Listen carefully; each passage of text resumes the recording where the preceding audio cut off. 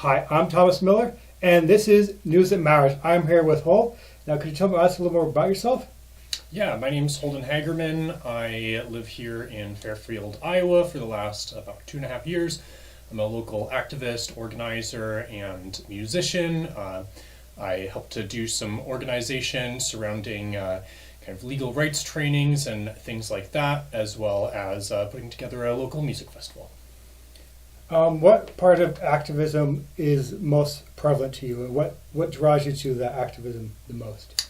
Yeah, I mean, I think for me, what draws me to activism the most has to be just the fact that there are so many things that people need, so many vulnerabilities in our communities that need to be met with resources, and they don't always happen. And so I think I am drawn to it just because it gives me an opportunity to support my community and the people that I care about and the people that they care about. And for me, that has always been kind of an educational lens. I'm fairly well spoken and I have a great memory and I love to read and research. And so anything that I'm able to do to kind of help raise consciousness and educate people, inform them of their rights, things like that, I'm really attracted to.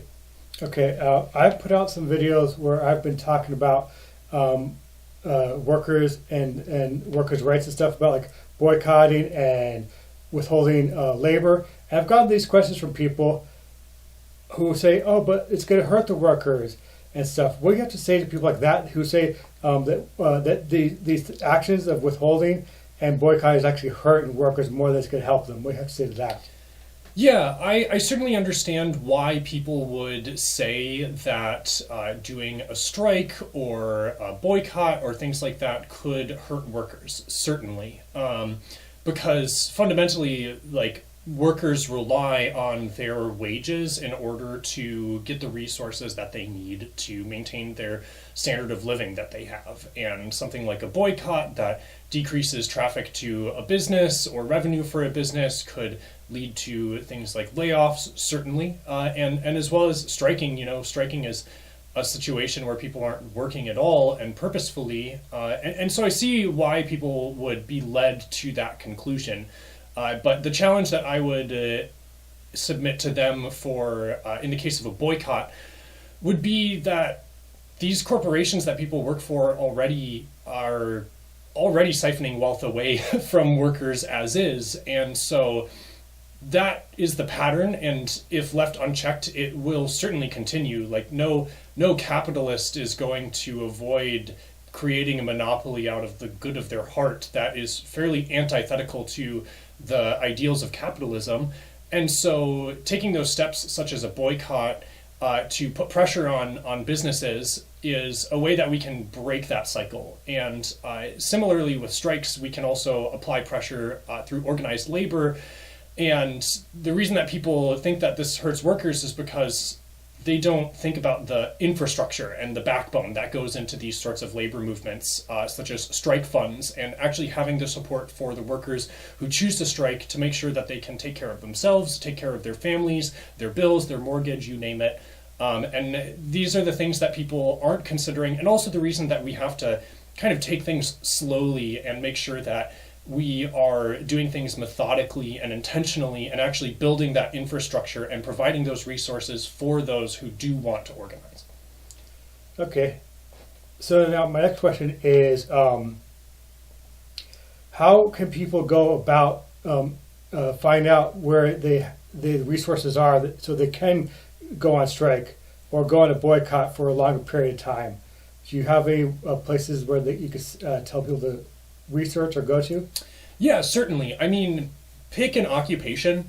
Chances are that there is a labor union that represents you, whatever your occupation is. And it could be as simple as a Google search of your occupation with union at the end of it, just to do some baseline research and find like a union rep. And if that isn't giving you fruitful answers, then I always point people to the IWW, which is a super prolific labor and union organization. And if you reach out to them, I'm certain that any any job that you have, they would probably be able to connect you with a union rep that's relevant to your work. All right, and then what does withholding your labor, what's that look like to you personally? Yeah, I mean, it's funny for me because I am like an independent contractor, and so things are a little bit goofy in the sense that I work remotely and I'm kind of on my own in a way, but I will say that the most important element of this is that you have to do it collectively. If I were to just step out and say, well, I'm not going to work anymore until things are fixed, then chances are, as an independent contractor, my company that I work for would just seek to replace me. But if I actually take the time to build solidarity with my coworkers and raise their level of consciousness so that they understand what the problems are and what the solutions are, as well as knowing that I have their back so that they should have mine, then we can take the step to actually do this together, collectively.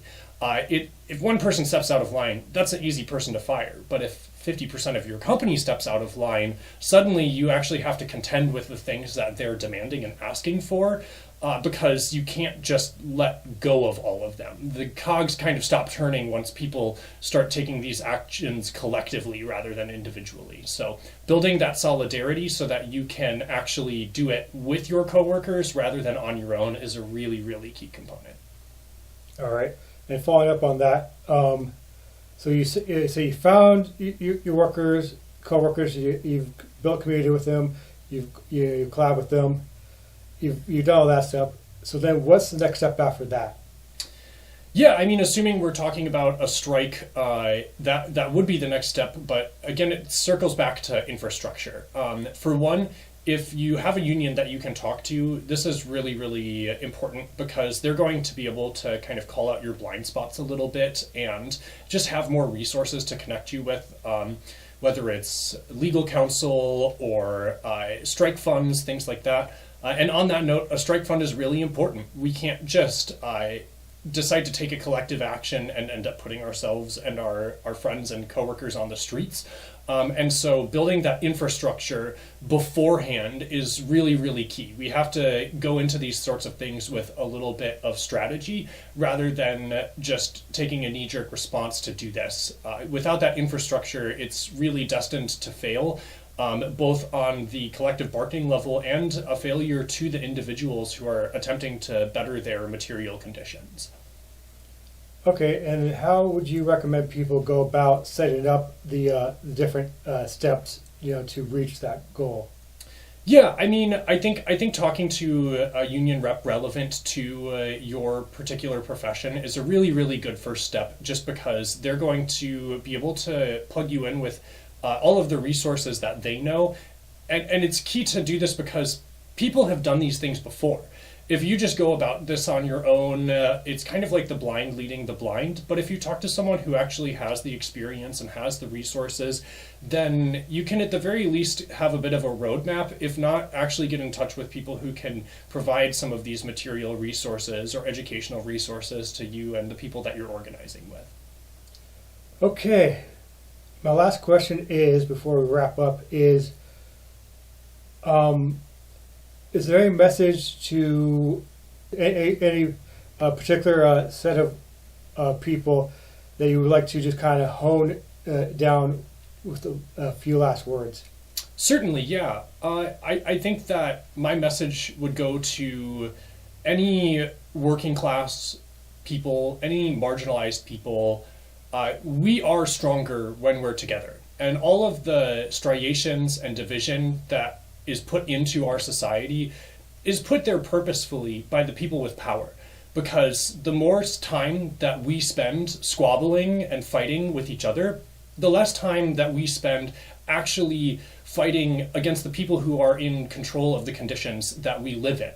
And so when we build solidarity together, when we build intersectionality together and understand the diversity of struggles that we all go through, and give credence to those things and actually build almost an agenda to work through all of these different types of struggles collectively, then we are more powerful than anything could ever be as a group. And we can only do that by understanding one another, by having empathy for one another, by listening to the struggles that we all have as individuals and as groups, and giving credence and validity to those things, and working towards the liberation of all people.